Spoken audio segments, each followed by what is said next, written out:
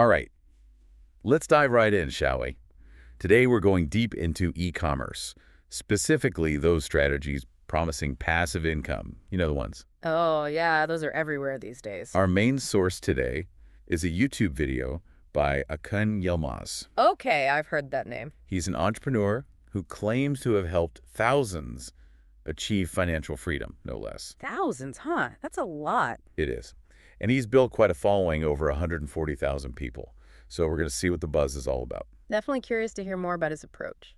Well, Yilmaz is all about dropshipping, Ah, dropshipping, of course. specifically on platforms like eBay and Amazon. Right, big marketplaces. Makes sense. And get this, he claims you can start with no capital. No capital. Really? Now that's a bold claim. We'll have to unpack that one. Yeah, we'll definitely examine how realistic that is. But first, maybe for anyone listening who's not familiar with dropshipping, Good point.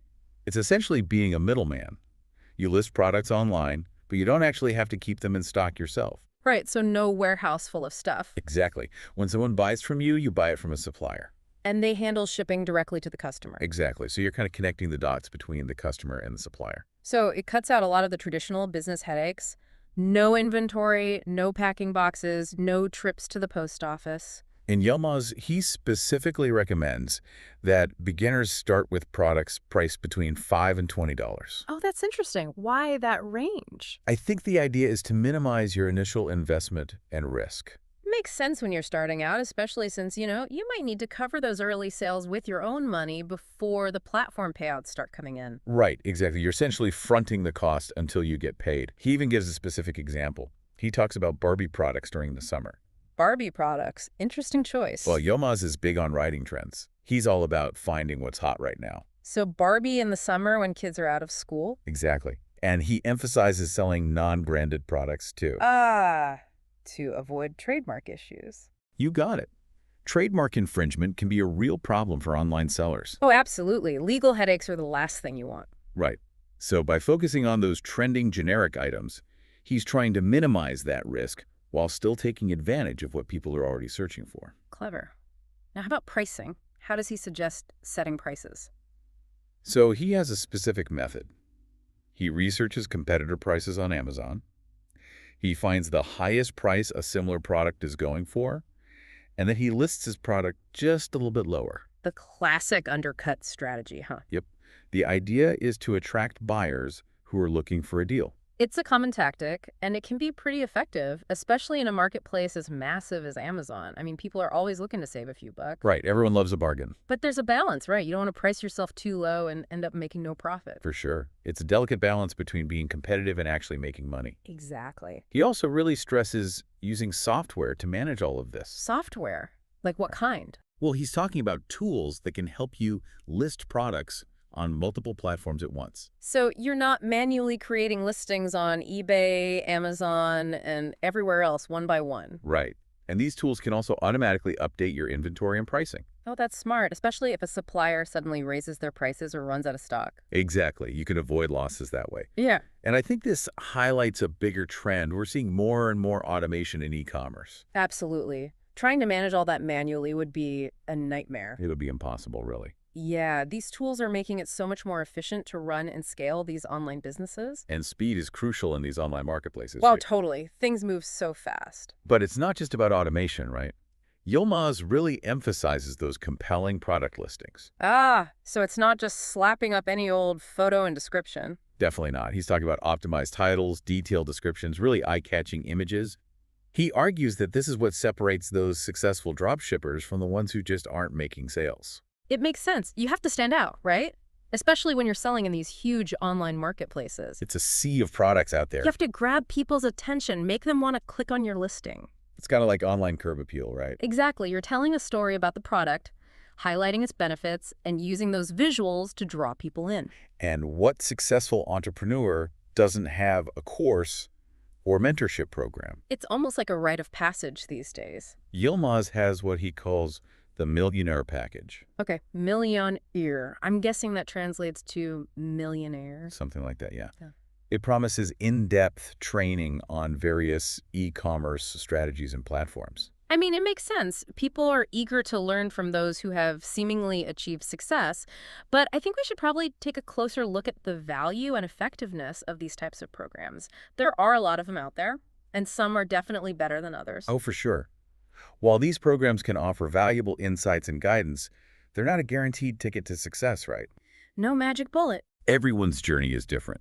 What works for one person might not work for another. Exactly. There's no one-size-fits-all solution in business. That being said, Yilmaz's approach does tap into a very real trend, the whole desire to generate passive income through online businesses. Absolutely. It's a huge trend, and it's only growing, And he's built a large following based on this idea. which speaks to the potential of e-commerce, right? Definitely. Platforms like eBay and Amazon have made it so much easier for people to become entrepreneurs. No doubt. The barriers to entry are lower than ever before, but that also means a lot more competition. That's the other side of the coin, right? So the question is, with all this information and these easily accessible platforms, what really makes the difference? What separates those who actually succeed from those who just kind of spin their wheels? That's the million-dollar question, isn't it? And one we'll keep exploring as we continue our deep dive. Absolutely. There's a lot more to unpack here. But before we get too deep into the factors for success, I think we should probably take a closer look at the potential downsides of dropshipping. Okay, good point. Mm-hmm. Dropshipping is often presented as this easy, low-risk way to start an online business. Yeah. But I'm guessing there's more to this story. Oh, there definitely is. There are some nuances and potential pitfalls that people need to be aware of. All right, let's get into those nuances then. Mm. What are some of the things that people should be aware of if they're thinking about this dropshipping model? Well, for starters, one of the biggest challenges is you're really reliant on your suppliers. Yeah, that makes sense. You're basically trusting them to handle like everything, Sure. product quality, shipping times. Right. If they mess up, it reflects poorly on your business, even though, You don't really have control. exactly, you have limited control. That's a tough spot to be in. Yeah. So let's say a customer gets like a faulty product. Uh-oh. They're not going to be happy with the supplier, are they? They're going to be unhappy with you. Right, the person they bought it from. Exactly. And then you're the one stuck dealing with the returns, the refunds, the potential negative reviews. Ugh, yeah, I can see how that would be a pain. Yeah, it can be a real headache, and it can really eat into your profits. That brings up another point, profit margins. Yeah. Because you're buying from a supplier and then marking up the price to sell to the customer. Right. How much are you actually making on each sale? That's a key consideration with dropshipping. Yeah, Those profit margins can be pretty thin, I can imagine. especially when you're competing with other sellers offering like similar products. Right. You have to factor in your costs. Yeah. What are those? The product cost from the supplier, any platform fees, marketing expenses, and of course, your own time. Oh, right. Your time is valuable too. Absolutely. So even though dropshipping requires less upfront investment than, say, holding your own inventory, Yeah, it's not necessarily a path to like getting rich quickly. right. It's not a magic bullet. It Yeah. still takes work and strategy. And a good understanding of, how to actually operate in the online marketplace. Right, the business side of things. Exactly. And one thing that I noticed that Yomaz doesn't really address is the challenge of building a brand with dropshipping. Oh, that's interesting. Why is that a challenge? Well, when you're selling those generic products that anyone can source, Right. it's harder to differentiate yourself and create like a loyal customer base. You're not the only one selling it. Exactly. Yeah. You're essentially competing solely on price, I see. which can lead to a race to the bottom in terms of profit margins. Yeah, no one wins in that situation. Right. So if someone's really serious about building a long-term sustainable business, dropshipping might not be the best approach. Interesting. So it's more of a starting point then. It could be, yeah, it depends on their goals. I mean, dropshipping can be a good way to test the waters of e-commerce, Okay. learn the ropes without a huge financial risk.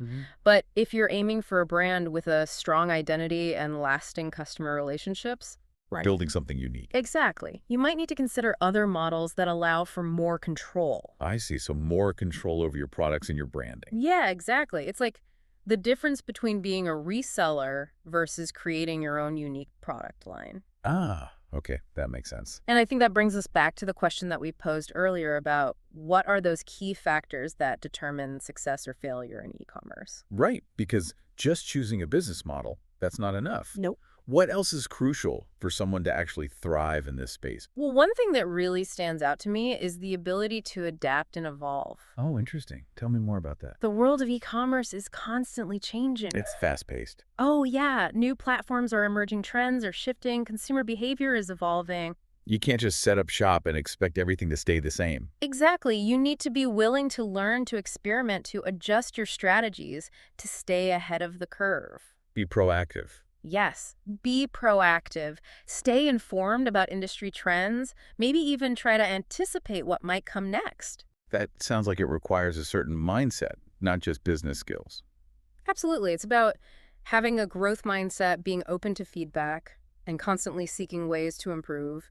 And it's also about being resilient. Resilient. What do you mean by that? Well, things won't always go smoothly. As with anything in life. Exactly. You'll encounter setbacks, unexpected challenges, competition. Being able to bounce back from those setbacks, learn from your mistakes, and keep pushing forward, that's essential. So you're saying it's not just about having a good plan. It's also about being able to handle those curveballs. It sounds like you're describing the qualities of a successful entrepreneur in general, not just someone in e-commerce. That's true. These principles apply to any business venture, Yeah.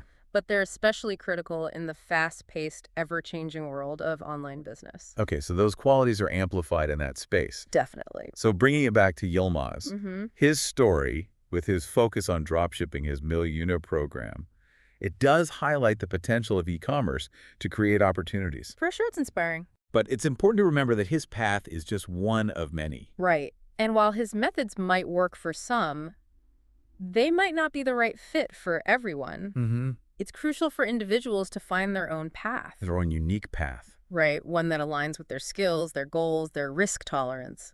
And speaking of finding your path, Yeah.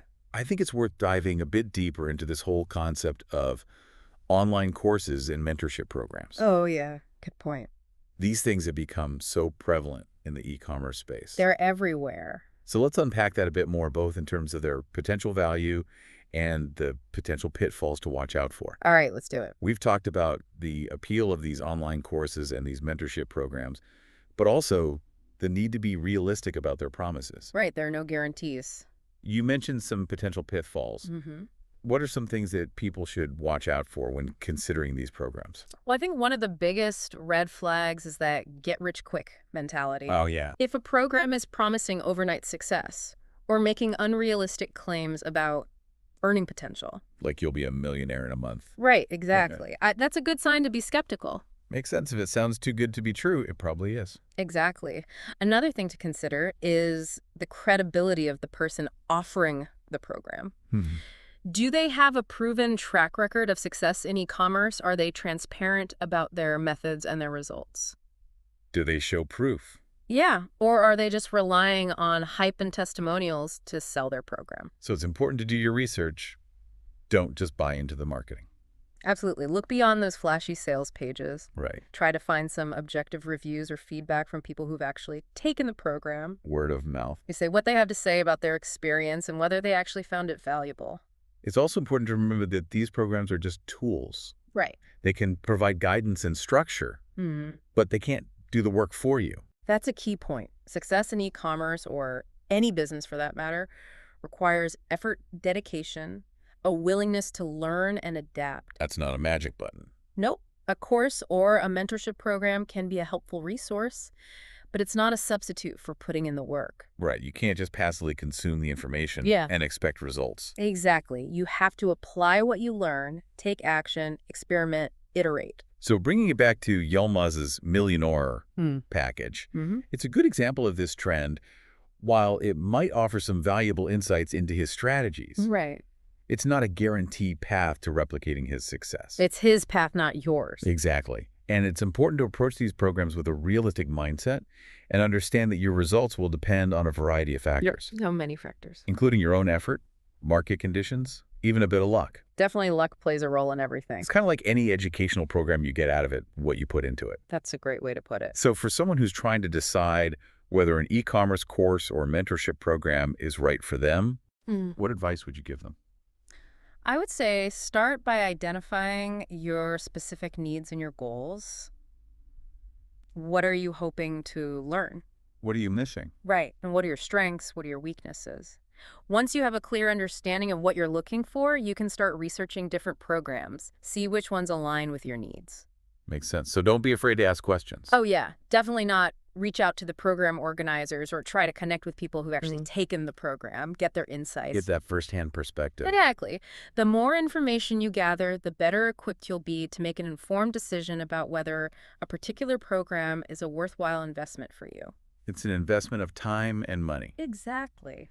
Well, I think this has been a really insightful deep dive into the world of e-commerce and these strategies for generating income online. Lots to think about. We've covered a lot of ground, from the basics of dropshipping to the nuances of online courses and mentorship programs. It went deep. We explored both the potential rewards and the potential pitfalls of this business model. Always important to look at both sides.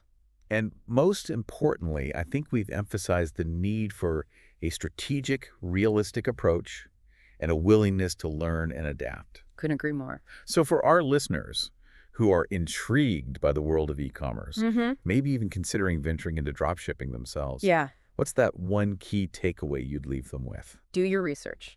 Number one. Understand the risks and the rewards. Be prepared to put in the effort required to build a successful business. And remember, there's no one-size-fits-all approach. Finding your own unique path and building something authentic, that's ultimately what leads to lasting success. That's great advice. And remember, whether you're looking to create a side hustle or build a full-fledged business, the key is to approach it with passion, persistence, and a willingness to learn and grow. Couldn't have said it better myself. The world of e-commerce is constantly evolving, so embrace the challenges, stay curious, and never stop learning. Until next time, keep diving deep and keep seeking knowledge.